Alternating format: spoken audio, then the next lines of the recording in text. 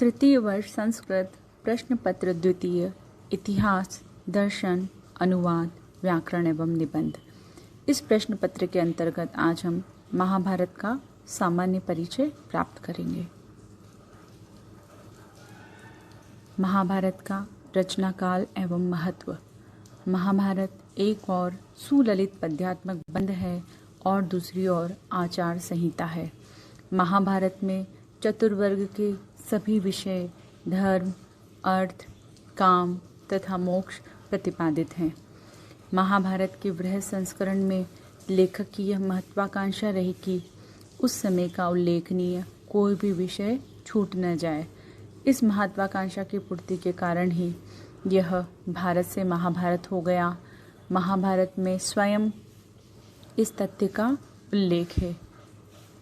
धर्मे च अर्थे च कामे च मोक्षे च भरतर्षभ यदि हास्ति तदन्यत्र यन्ने हास्ति न तत्कश्चित्। महाभारत के प्रमुख रचयिता वेदव्यास माने जाते हैं। महाभारत में 18 पर्वों में कौरव पांडव का इतिहास है, जिसकी घटना महाभारत युद्ध है।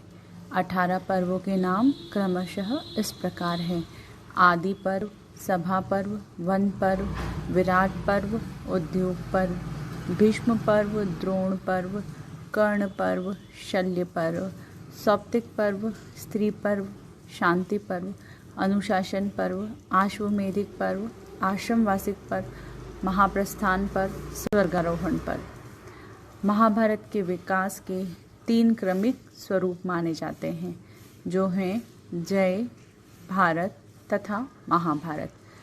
जय यह इस ग्रंथ का मौलिक रूप है। इस ग्रंथ में पांडवों के विजय वर्णन के कारण ही इस ग्रंथ का नाम जय किया गया है। दूसरा है भारत।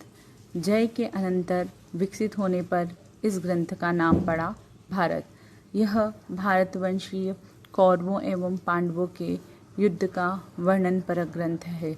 इसका परिणाम केवल 24,000 श्लोक था और यह आख्यानों से रहित था। उपाख्यानों के समावेश ने इसे भारत से महाभारत का रूप प्रदान किया।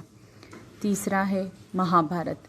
लगभग 500 वर्ष ईस्वी पूर्व विरचित अश्वलायन ग्रह सूत्र में भारत के साथ महाभारत का नाम प्राप्त होता है।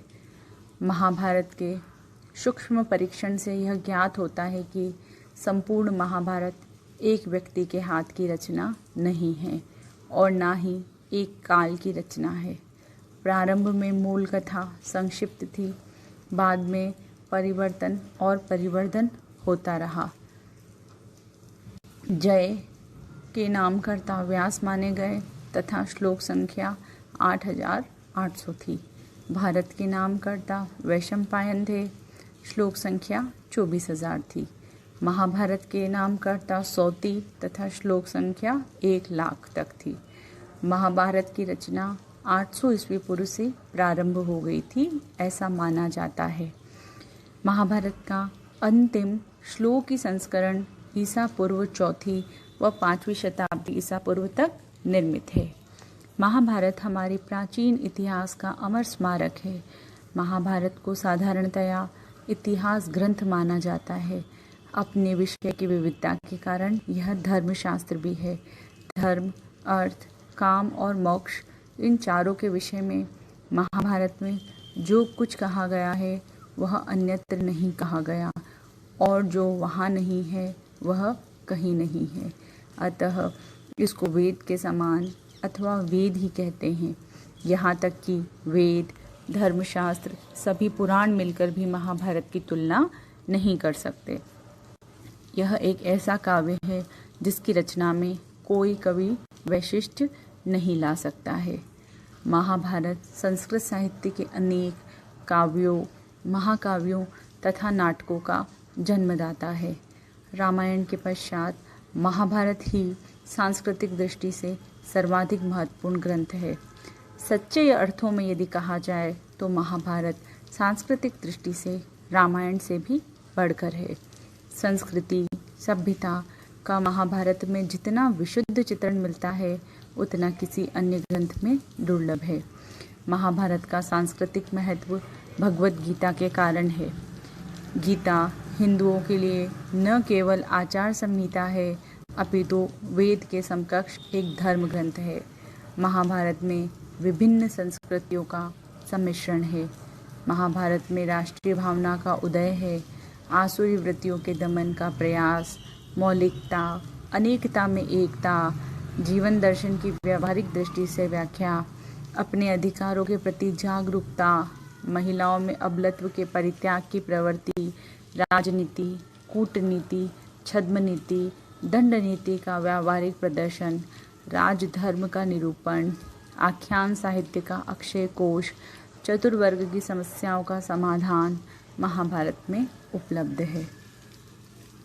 महाभारत एक ओर जहाँ राजधर्म का उपदेश देता है, वहीं दूसरी ओर मोक्ष धर्म का। जहाँ एक ओर अशांति है, वहीं दूसरी ओर शांति की चर्चा भी है। एक तरफ कर्म का मार्ग है, दूसरी तरफ ज्ञान का मार्ग है। एक और दुर्योधन जैसा सहज शत्रु है, तो दूसरी ओर युधिष्ठिर जैसा अजात शत्रु। एक तरफ भीष्म पितामह जैसे ब्रह्मचारी हैं, तो दूसरी तरफ शिखंडी जैसे क्लीव भी हैं। एक तरफ भीम जैसा पराक्रमी महारथी है, तो दूसरी तरफ जयद्रथ जैसा कायर भी है। इस प्रकार हम देखते हैं कि महाभारत में विरोधी गुणों का परस्पर समावेश है।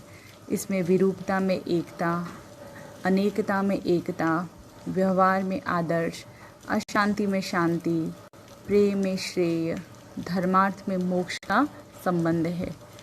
महाभारत का नाम लेते ही सामान्य श्रोता के चित्त में कौरवों एवं पांडवों के महायुद्ध एवं रक्तपात का चित्र उपस्थित हो जाता है, परंतु विद्वान मानते हैं कि महाभारत का उद्देश्य मनुष्य जगत में भौतिक जीवन की विशालता को दिखाकर उसे मोक्ष मार्ग पर निर्दिष्ट करना है। यही कारण है कि महाभारत को काव्यशास्त्रियों ने शांत रस प्रधान माना है। आप इसे स्मरण रखें कि महाभारत शांत रस प्रधान ग्रंथ है। आचार्य विश्वनाथ ने भी महाभारत को आदि काव्य कहा है।